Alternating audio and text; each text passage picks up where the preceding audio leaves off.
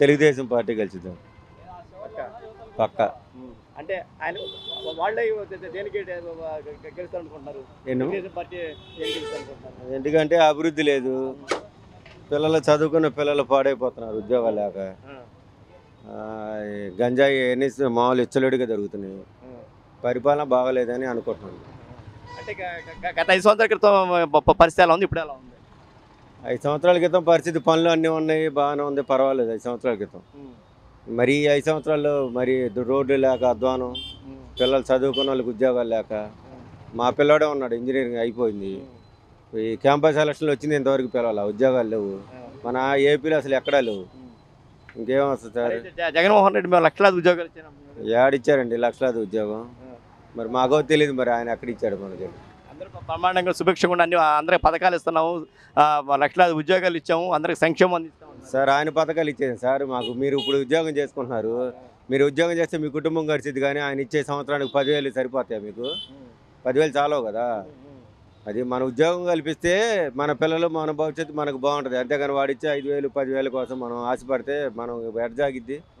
ఇప్పుడు మేము పని చేసుకునే వాళ్ళం, ఇవాళ పని లేదు, పని లేదు, మాకు రూపాయి ఆదాయం రాదు కదా. ఏదో పిల్లలు ఉద్యోగం ఉంటే వాళ్ళ భవిష్యత్తు వాళ్ళు ఇది అవుతారు, మనకి బాగుంటుంది. అంతేగాని పిల్లలు ఇది లేకోకుండా ఇది ఇచ్చి ఏముంది? ఈ పథకాలు వేస్ట్ కదండి. పథకాలు పెట్టేముంది? సంవత్సరానికి 10,000 ఇస్తారు, 15,000 ఇస్తారు, గడవదుగా మనకి. ఏదైనా ప్రతి ఇంటికి ఉపాధి ఉంటే, ఉపాధి కల్పిస్తే మీలాంటి మేము ట్యాక్సులు కట్టి మేము ఇస్తాం. ఇప్పుడు మేము మాకు ఒక 50,000 జీతం వచ్చింది అనుకోండి సార్, మీకు ట్యాక్స్ రూపాయలు మీ గవర్నమెంట్కి 5,000 ఎంతో మీకు వచ్చింది, మాకు అది కల్పించాలి. కానీ మీరు ఇచ్చే 5,000 ముష్టి కోసం మేము ఎదురు చూసేటట్టుంటే మీకు మేము అన్నాలన్నా మేము ఇది దగ్గరం కదా. అంటే ఇప్పుడు ప్రభుత్వ పరిపాలనలో అభివృద్ధి లేదంటారు? అభివృద్ధి లేదు. సంక్షేమ పథకాలు ఇచ్చినా అది 10% వస్తున్నాయి, కానీ మిగతా వాళ్ళకి రావు. అయినా సంక్షేమ పథకాలు వేస్ట్ అసలు నన్ను అడిగితే. అది అప్పు తీసుకొచ్చి ఎందుకు ఇస్తాను చూసుకుంటారు మీరు? అప్పు తీసుకొచ్చి మరి అప్పే కదండి. ఇప్పుడు రేపు పొద్దున కట్టేది ఆయన చేసి అప్పే వెళ్ళాడు, రేపు కట్టేది మనందరి మీదగా. ఇప్పుడు వాళ్ళ పేపర్లు వేశారు ఇంటి పన్ను మళ్ళీ పెరిగిందని చెప్పని, ఇప్పటికి 3 సార్లు 4 సార్లు పెంచారు. మళ్ళీ ఇంటి పన్ను పెరిగిందని వాళ్ళ పేపర్లు వేశారు. ఇంకా అన్నీ పెంచుకుంటూ పోతే కరెంటు ఛార్జీలు ఇదివరకు 300 350 వస్తే మాకు గొప్ప, అటువంటిది ఇప్పుడు 800 900 ఒకసారి 1200 కూడా వస్తుంది. మరి ఇవన్నీ మనకి ఆర్థికంగా భారమే కదా.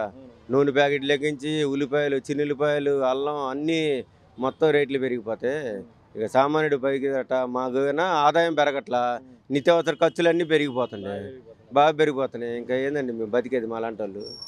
ఇప్పుడు వచ్చే ప్రభుత్వం ఎటువంటి ప్రభుత్వం వస్తే బాగుంటుంది? టీడీపీ ప్రభుత్వం వస్తే కొద్ది పిల్లలకి ఉద్యోగ అవకాశాలు, ఉద్యోగ ఉపాధి కలిగిద్దని చెప్పని మేము భావిస్తున్నాం. అంటే ఇప్పుడు ఒక మాట అంటున్నారండి, చంద్రబాబు నాయుడు గారు అంతకన్నా ఎక్కువ సంక్షేమ పథకాలు ఇస్తా అంటున్నారు, డబ్బులు ఏ విధంగా? సంక్షేమ పథకాలు ఇవ్వక్కర్లేదు సార్, మాది అదే చదువుతున్నాం. సంక్షేమ పథకాలు ఇవ్వక్కర్లా, పిల్లలకి ఉద్యోగ అవకాశాలు కల్పిస్తే చాలని మేము అన్నాం. చంద్రబాబు నాయుడు వస్తే సాఫ్ట్వేర్ కంపెనీలు కానీ పెరుగుతాయి, అందుకని ఉద్యోగ అవకాశాలు వస్తాయి అని చెప్పని మేము భావిస్తున్నాం. కనుక టీడీపీ వస్తే మంచిదని అనుకుంటున్నాం. సార్ ఒక మాట చంద్రబాబు నాయుడు నేను కనుక వచ్చే సంపద సృష్టిస్తాను, దాని ద్వారా వచ్చే డబ్బులతో మీకు సంక్షేమాన్ని అందిస్తా అంటున్నారు. అదే సార్, నేను అదే చదువుతున్నాను సార్. చంద్రబాబు నాయుడు వస్తే సాఫ్ట్వేర్ కంపెనీలు వస్తాయి, దాని మీద కట్టే ట్యాక్సీల రూపాయన ఈ రూపాయన డబ్బులు వస్తాయి, పిల్లలు ఉద్యోగాలు చేసుకుంటే దాని వాళ్ళ రూపాయన డబ్బులు వస్తాయి.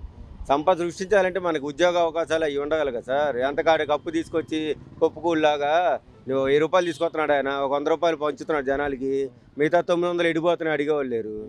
మరి ఇంకేంది ఆయన చేసేది? రేపు 1000 రూపాయలు మనం కట్టాల్సింది కదా జనాల సొమ్ము. ఆయన కట్టడు, చంద్రబాబు నాయుడు కట్టడు, ఎవరు కట్టరు, మన జనాల మీదే వేస్తారు. నిత్యావసర సరుకులు కానీ ఏదైనా కానీ ట్యాక్సీల రూపాయన మనకు మీదే వేస్తారు. అందుకని అప్పు చేసి పప్పు కూడా కాదు సార్, పిల్లలకి ఉద్యోగ అవకాశాలు కల్పించండి. అసలు ముందు మెయిన్ గంజాయి, చదువుకునే పిల్లలు ఎక్కడ చూసినా కూడా గోళ్ళ మీద కూర్చొని గంజాయి సిగరెట్లు తాగటం, మందు తాగటం, అసలు అది ఫ్యాషన్లాగా తయారైంది. విపరీతం మద్యం గంజాయి విపరీతం అయిపోయింది సార్ ఈ 5 సంవత్సరాలు గవర్నమెంట్లో. నేను అంతమంది పిల్లల్ని చూసా కానీ అసలు ఎంతో ఏం లేదు, మరీ దారుణం. అసలు పిల్లలు ఏ మీటింగులకి ఇది వచ్చినా కూడా ఫుల్గా మందు తాగటం, గంజాయి వేసుకొని రావటం, పిల్లల భవిష్యత్తు మాత్రం నాశనం అయిపోయింది సార్ ఈ 5 సంవత్సరాల్లో. నేను చెప్పేది అందరూ బ్రహ్మాండంగా సుభిక్షంగా ఉండి అందరికి పథకాలు ఇస్తున్నాము. మీరు ఉద్యోగం చేస్తే మీ కుటుంబం గడిచిద్ది, కానీ ఆయన ఇచ్చే సంవత్సరానికి 10,000 సరిపోతాయి మీకు? 10,000 చాలవు కదా. అది మన ఉద్యోగం కల్పిస్తే మన పిల్లలు మన భవిష్యత్తు మనకు బాగుంటుంది. అంతేగాని వాడిచ్చే 5,000 10,000 కోసం మనం ఆశపడితే మనం ఎడజాగిద్ది. ఇప్పుడు మేము పని చేసుకునే వాళ్ళం, ఇవాళ పని లేదు, మాకు రూపాయి ఆదాయం రాదు కదా. ఏదో పిల్లలు ఉద్యోగం ఉంటే వాళ్ళ భవిష్యత్తు వాళ్ళు ఇది అవుతారు, మనకు బాగుంటుంది. అంతేగాని పిల్లలు ఇది లేకోకుండా ఇది ఇచ్చి ఏముంది? ఈ పథకాలు వేస్ట్ కదండి. పథకాలు పెట్టేముంది? సంవత్సరానికి 10,000 ఇస్తారు, 15,000 ఇస్తారు, గడవదుగా మనకి. ఏదైనా ప్రతి ఇంటికి ఉపాధి ఉంటే, ఉపాధి కల్పిస్తే మీలాంటి మేము ట్యాక్సులు కట్టి మేము ఇస్తాం. ఇప్పుడు మేము మాకు ఒక 50,000 జీతం వచ్చింది అనుకోండి సార్, మీకు ట్యాక్స్ రూపాయలు మీకు గవర్నమెంట్కి 5,000 ఎంతో మీకు వచ్చింది.